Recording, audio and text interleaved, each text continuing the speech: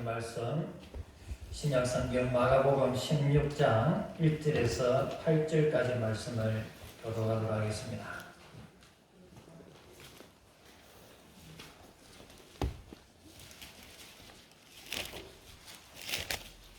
신약 84페이지 마가복음 16장 1절에서 8절까지 말씀을 교독하도록 하겠습니다.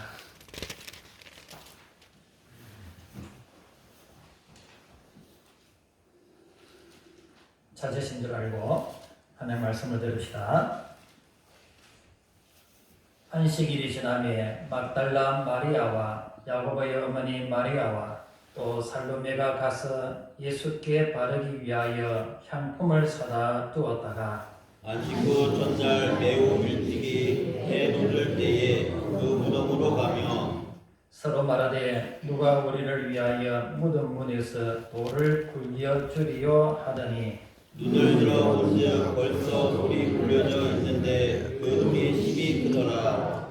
무덤에 들어가서 흰옷을 입은 한 청년이 우편에 앉은 것을 보고 놀라매 청년이 이르되 놀라지 말라. 너희가 십자가에 못 박히신 나사렛 예수를 찾는구나.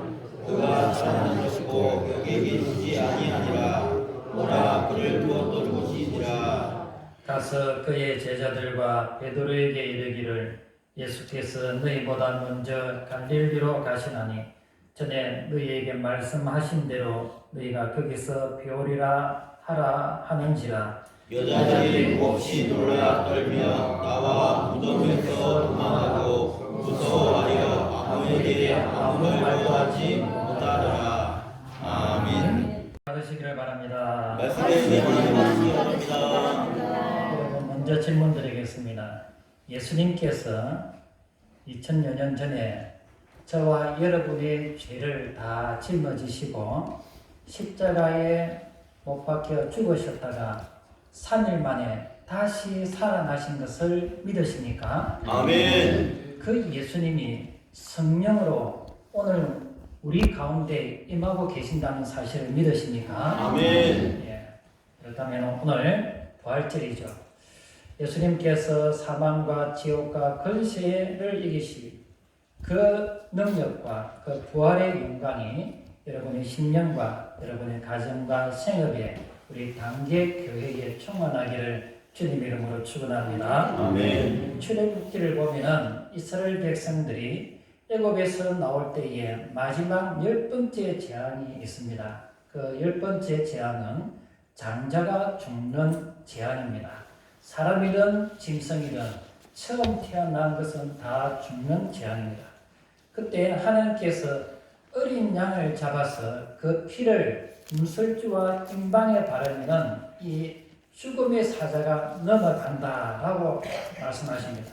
그래서 이스라엘 백성들은 어린 양을 잡아서 그 피를 문설주와 임방에 발랐습니다.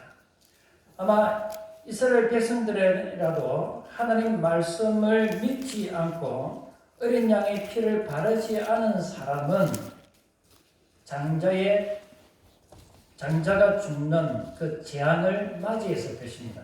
반면에 애굽 사람이라도 아니면 다른 민족이라도 하나님 말씀을 믿고 어린 양을 죽여서 그 피를 문설주와 임방에 바른 그 집은 장자가 죽지 않는 그 재앙이 넘어가는 은혜를 입었을 것입니다. 그래서 이날을 기념하여 6월절 죽음의 사자가 넘어갔다라는 의미로 이스라엘 백성들은 6월절을 가장 큰 명절로 지킵니다. 그런데 예수님이 이 6월절에 십자가를 지심으로 6월절의 어린 양처럼 세상 죄를 대신하여 희생하셨습니다. 그리고 사흘 만에 안식 후 첫날 새벽에 예수님께서 부활하셨습니다. 그런데 6월절을 지난 그 안식 후 첫날이 초실절입니다. 이 초실절이라는 말은 봄에 첫 열매를 거두면서 하나님께 제사 드리는 절기가 초실절입니다. 그런데 예수님께서 안식 후 첫날 초실절이 시작되는 그날에 부활하셨다는 것이죠. 봄에 첫 열매를 거두는 그날에 예수님이 부활하심으로 부활의 첫 열매가 되신 것입니다. 성경에 보면은 나인성 가부의 아들이 죽었다가 다시 살아나죠. 야이로의 딸이 죽었다가 다시 살아납니다. 나사로도 죽었다가 예수님의 능력으로 다시 살아납니다. 그러나 그들은 회생이지 영원한 부활이 아닙니다. 다시 살아났다가 죽었습니다. 하지만 예수님은 영원히 죽지 않는 영광스러운 몸으로 부활하셨습니다. 이와 같이 우리도 죄의 싹은 사망이라. 그래서 우리는 어차피 한 번은 죽습니다. 그러나 주님 오시는 그날 주님처럼 신령한 몸으로 영광스러운 몸으로 부활하게 될 것입니다. 이것을 주님이 모델로 우리에게 보여주신 것이죠. 그러므로 우리 또한 주님 오시는 그날 영광스러운 몸, 신비로운 몸으로 다시 부활할 것을 믿으시고 영원한 천국을 소망하면서 믿음을 잘 지켜나가는 저와 여러분이 되기를 주님의 이름으로 축원합니다. 먼저 1절을 보면은 안식일이 지난 다음 날 새 여인이 예수님의 무덤으로 갔다라고 되어 있습니다. 마가는 새 여인만 기록하고 있지만은 다른 복음서에 보면은 새 여인뿐만 아니라 다른 여인 몇 명도 같이 동행한 것을 알 수 있습니다. 근데 이 여인들은 예수님께 향품을 바르기 위해서 안식일이 끝나자마자 그 다음날 새벽에 예수님의 무덤에 달려갔다는 것입니다. 하지만 이 여인들의 마음속에 걱정이 하나 있습니다. 무슨 걱정이냐 하면은 무덤 문을 막고 있는 그 큰 돌을 누가 치워줄까? 3절에 보니까 서로 말하되 누가 우리를 위하여 무덤 문에서 돌을 굴려주리요. 이 여인들의 걱정은 무덤 문을 막고 있는 이 돌을 누가 치워줄까? 그것이 걱정이었습니다. 유대인들은 무덤을 우리처럼 땅에 묻고 공분을 만드는 것이 아니라 바위를 뚫고 그 속에 무덤을 만든다든지 아니면은 동굴을 만들어 들어갑니다. 흙을 파서 동굴을 만들어 들어가서 부자는 공간이 좀 크겠죠. 좀 가난한 사람은 공간이 좀 작을 것입니다. 아무튼 굴을 파고 들어가서 그 안에 큰 공간을 만들고 무덤을 만듭니다. 그리고 시신이 유기되지 않도록 무덤 문을 큰 돌로 막아둡니다.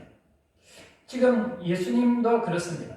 예수님의 시신을 넣었던 무덤은 예수님이 다시 살아날지 모른다는 이 이야기를 들은 대제사장들과 종교 지도자들이 군사들을 대동하여 계속 밤낮으로 지키도록 했습니다. 거기에다가 큰 돌을 그 무덤 입구에 꽉 막고 있습니다. 4절에 보면은 그 돌이 힘이 크더라. 이렇게 큰 돌이 무덤을 막고 있는데 여인들의 힘으로 어떻게 이 돌을 치울 수 있을까? 걱정이었다는 것입니다. 그런데 놀라운 일이 생겼습니다. 돌이 옆으로 굴려져 있고 무덤 입구가 열려 있는 것입니다. 그렇다면 이 돌은 누가 치웠을까요? 누가 이 돌을 굴려서 무덤 문을 열었을까요? 병행 본문인 마태복음 28장 2절을 보면 하나님께서 천사를 보내어서 그 큰 돌문을 열었다라고 기록을 하고 있습니다. 그렇다면 하나님께서 왜 천사를 보내서 이 돌문을 열었을까요? 예수님께서 부활하시면 나올 수가 없으니까 예수님을 위해서 돌문을 열었을까요? 아닙니다. 예수님은 부활하심으로 우리 몸과는 좀 다른 형체를 띠고 있습니다. 몸은 몸인데 부활의 몸은 시간과 공간을 뛰어넘습니다. 예를 들어서 예수님의 제자들이 예수님이 죽으신 이후에 유대인들이 자기들을 죽일까 하여 두려워서 어느 집에 들어가서 문을 꼭 걸어 잠그고 숨어 있습니다. 그런데 문을 잠그고 숨어 있는 그 시간에 예수님께서 홀연히 나타나시죠. 그리고 말씀하시기를 평안하냐. 이런 일이 두 번이나 있습니다. 예수님은 어디든지 자유롭게 다닐 수 있는 그런 신령한 몸이 되었습니다. 그렇다면 예수님을 위해서 무덤 문을 하나님이 여신 것이 아니죠. 그러면 누구를 위해서 무덤 문을 열었습니까? 여인들을 위해서. 여인들은 무덤을 향해 가면서 고민을 합니다. 누가 우리를 위하여 무덤 문에서 돌을 굴려주리요? 그 여인들의 고민에 대한 하나님의 응답이었다는 것입니다. 여러분 생각해 보십시오. 지금 여인들은 향품을 가지고 가는데 군사들이 지키고 있습니다. 큰 돌문이 무덤 문을 막고 있습니다. 여인들이 무덤에 들어가기 위해서는 대제사장의 허락 없이는 들어갈 수가 없습니다. 설령 허락을 한다 하더라도 여인들의 힘으로는 그 큰 돌문을 열 수가 없습니다. 그러면은 상식적으로 가야 됩니까? 가지 말아야 됩니까? 예, 냉철하게 말해서 가본들 의미가 없습니다. 좀 전에 말씀드렸듯이 대제사장이 그래 들어가서 향품이라도 발라라 허락해 줄 것 같습니까? 그렇지 않습니다. 그런데도 그들은 갔습니다. 왜 갔을까요? 예수님을 사랑했기 때문입니다. 어찌 보면 헛수고이고 시간 낭비일 수 있습니다. 그러나 예수님을 사랑하는 그 마음이 논리보다 이성보다 앞선 것이죠. 부모가 자녀를 사랑하는 마음이 이런 것 같습니다. 자녀들이 싫어하는 것을 알면서도 부모는 계속 챙겨주려고 그러죠. 굳이 내가 그럴 필요가 없다는 것을 압니다. 본인도 압니다. 그런데도 자녀가 오면은 무엇이라도 하나 더 챙겨주려고 자녀들에게 막 욕을 먹어가면서도 챙겨줍니다. 자녀를 사랑하는 마음이 그 마음이 이성과 논리를 지배하는 것이죠. 지금 이 여인들이 그렇습니다. 어쩌면 안 될 것을 알면서도 예수님을 사랑하는 그 마음이 더 큰 것입니다. 그래서 뭔가라도 해보려고 그 몸에 향품이라도 바를 수 있다면 그래서 잠도 안 자고 새벽이 되자마자 무덤을 향해서 뛰어간 것이죠. 그런데 그때 기적이 일어났습니다. 하나님께서 천사를 보내셔서 그 큰 돌문을 열어주신 것입니다. 이미 예수님은 영광스러운 몸으로 부활하셨기 때문에 그 무덤 속에 없었지만 하나님은 그 여인들을 위해서 무덤 문을 열어주신 것입니다. 여러분 주님을 사랑하십니까? 그렇다면 너무 계산하지 마시고 너무 재지 마시고 주를 위해서 헌신하기를 시작하십시오. 작은 것이라도 시작하십시오. 앞에 장애물이 있어도 좀 낙심되는 일이 있어도 좀 속상한 일이 있어도 행하십시오. 그러면 하나님께서 여러분의 인생을 막고 있는 큰 돌문을 열어주실 것입니다. 오늘 이 부활의 아침에 여러분의 앞길을 막고 있는 큰 돌문들이 활짝 열려지기를 주님의 이름으로 축원합니다. 오늘 본문에 아주 중요한 말이 또 나옵니다. 7절을 읽어보겠습니다. 7절 시작. 가서 그의 제자들과 베드로에게 이르기를 예수께서 너희보다 먼저 갈릴리로 가시니 전에 너희에게 말씀하신 대로 너희가 거기서 배우리라 하라 하는지라.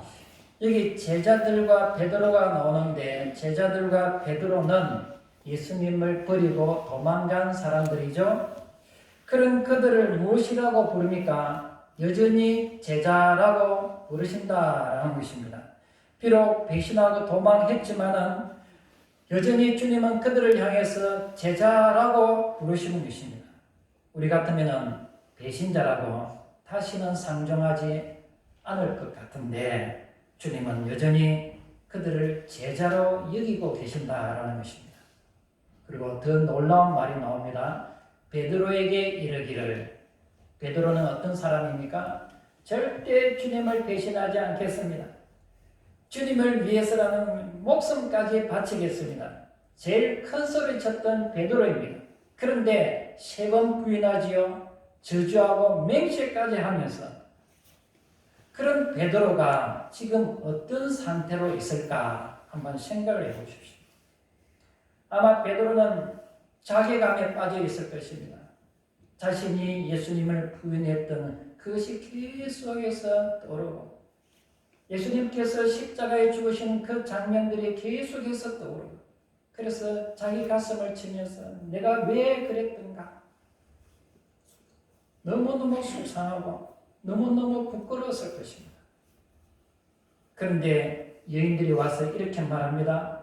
베드로님, 주님이 보내신 천사가 당신의 이름을 콕 집어서 이르기를 주님이 다시 살아나셨다는 것을 꼭 베드로에게 전해라. 그 말을 들었을 때 베드로는 어떤 마음이 들었을까요? 주님이 보내신 천사가 네 이름을 불렀다고?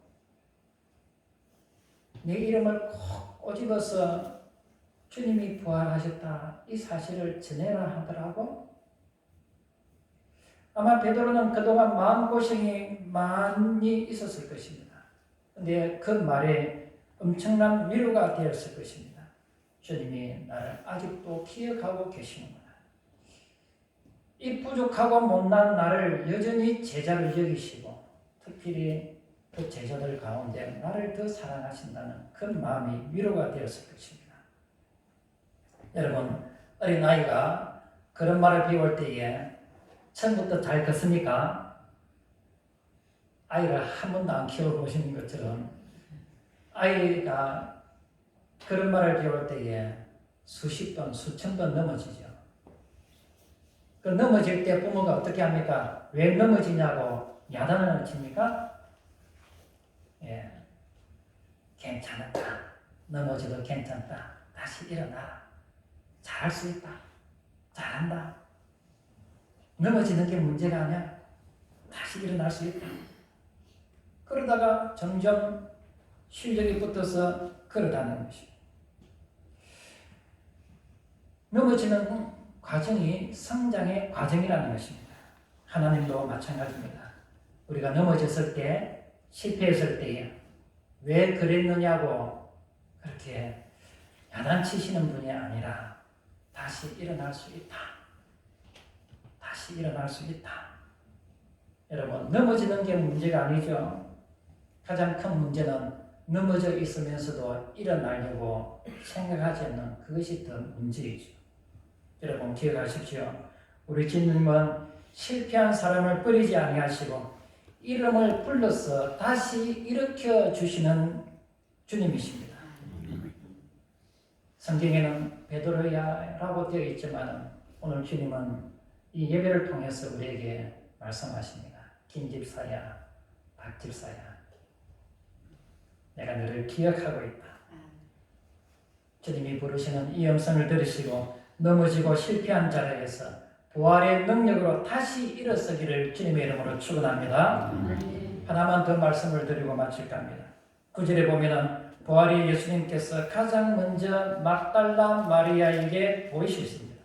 여기 보이셨다라고 9절에 기록되어 있는데 이 말은 막달라 마리아가 먼저 본 것이 아니라 주님께서 보여주셨다라는 사실을 알 수가 있습니다. 예수님께서 일부러 막달라 마리아에게 자신을 보여주신 이유는 막달라 마리아를 위로하시고 또 예수님의 부활을 제자들에게 알리기 위해서입니다. 그래서 막달라 마리아는 제자들에게 가서 주님의 부활을 전했습니다. 그런데 막달라 마리아가 전해준 이 부활의 소식을 제자들이 믿었습니까? 믿지 않았습니다. 11절 하반절에 그들이 듣고도 믿지 아니하더라. 듣고도 믿지 않았습니다. 아마 주님이 이 사실을 아시고 얼마나 섭섭했을까요?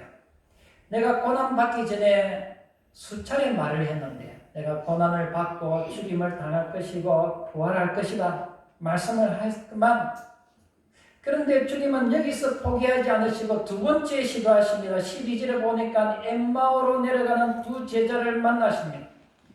이들은 막달라 마리아를 통해서 예수님이 부활하셨다는 사실을 들었으면서도 어디 가는지 모릅니다.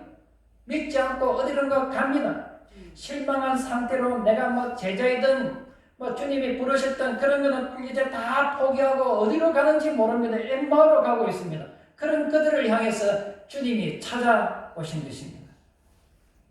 그리고 하루 종일 동행하시면서 그들과 대화하시고 시간을 보냅니다. 처음에는 함께 동행했던 그분이 예수님이신 줄을 몰랐죠. 그러나 예수님께서 하나님의 말씀을 풀어주셨을 때 그때야 비로소 자신들과 함께 동행했던 그분이 예수님이라는 사실을 알게 됩니다.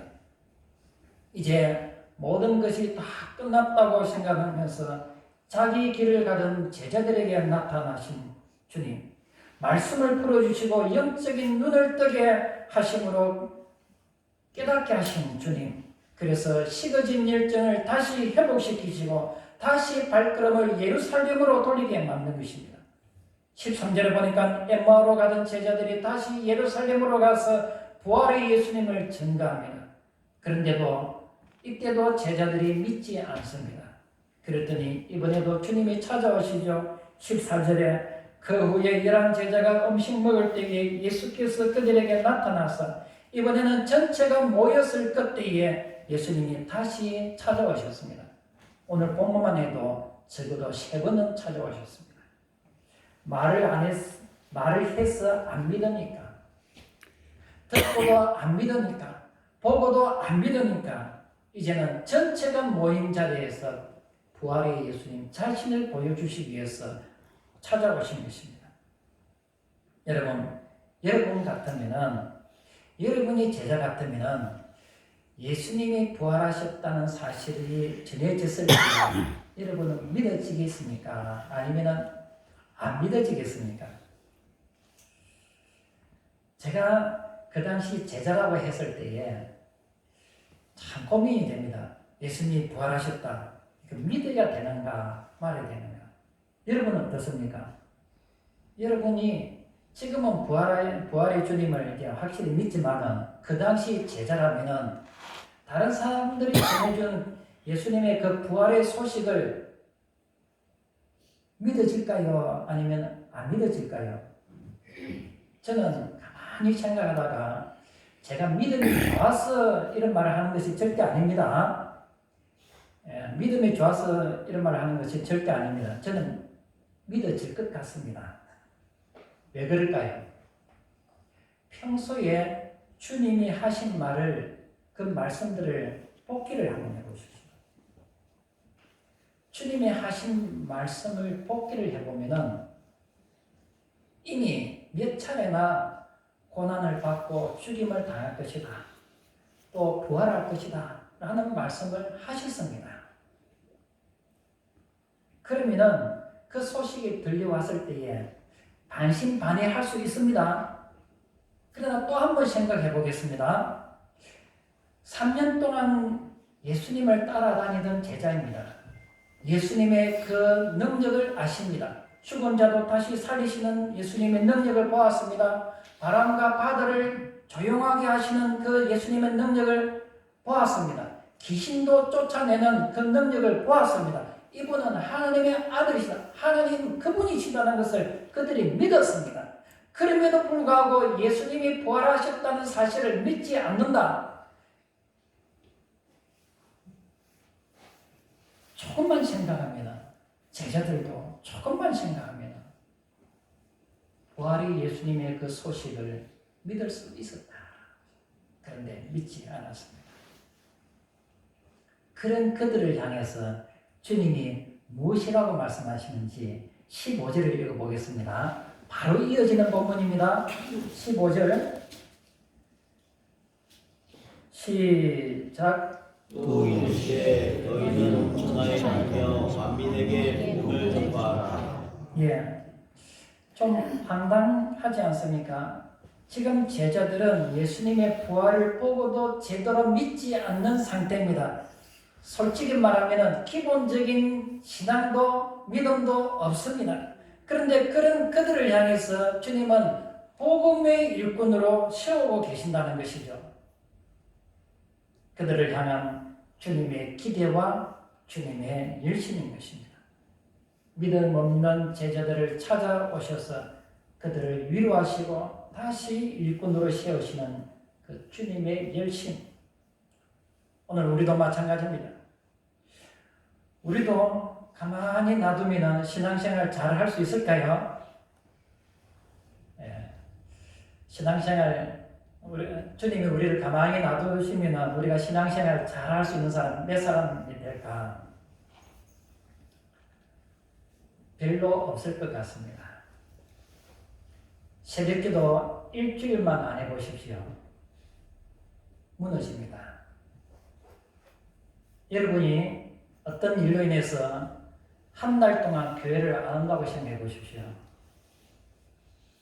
그 다음부터는 그 전에는 목숨 걸고 주일 성수했는데 한 달 동안 교회를 안 나오다가 그 다음부터 교회를 나오면은 교회는 나오되 주일 성수에 대한 개념이 사라집니다. 그전에는 어떻게 하든지 주일 성수하겠다. 근데 한 달만 딱 안 나오면은 시간 날 때 가고 여건이 되면 가고 좀 어려우면은 쉬어도 되지. 이렇게 빈질됩니다. 제가 청년 때 수요 기도에는 절대 안 빠진다. 주일 성수는 물론이고 수요 기도에는 절대 안 빠진다. 아무리 늦어도 쫓아가서 예배드린다. 그렇게 하니까 돼요. 근데 회사 일에 바쁘다고 바쁜데요. 피곤한데. 그래서 1년에 조금씩 빠집니다. 조금씩 빠지다가 또 빠지다가 나중에는 1년 내내 수요 기도에 한 번도 간 적이 없더라고요. 그렇게 됩니다. 마음먹기에 달렸습니다.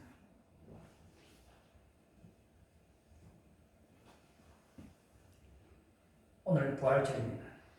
우리의 믿음을 다시 회복시키게 됩니다. 주님은 우리가 넘어지고 흔들리고 방황하고 쉽게 좌절한다 할지라도 그때마다 우리를 찾아와 주시고 다가와서 손 내미시고 우리를 다시 일으켜 주시는 하나님의 그 열심, 그 열심 때문에 우리가 오늘도 신앙생활을 하고 있는 것이죠. 믿음 없는 제자들을 위대한 사명자로 제자로 세우신 주님께서 오늘 우리를 향해서도 도전하십니다. 이 부활의 기쁜 소식을 만민에게 전파하라. 이 말씀을 받아서 다음 달 5월 31일 명민초청 전도주의를 가지러 갑니다. 5월 31일 오산 어디로? 일로 오산 531 오산 절로 가지 말고 일로 오세요. 교회로 오세요. 5월 31일 명민초청 전도주의를 가지러 갑니다. 여러분 5월 31일 명민초청 전도주일에 많은 사람들을 주님께로 인도하여서 주님의 참 제자의 삶을 살아가는 저와 여러분이 되기를 주님의 이름으로 축원합니다.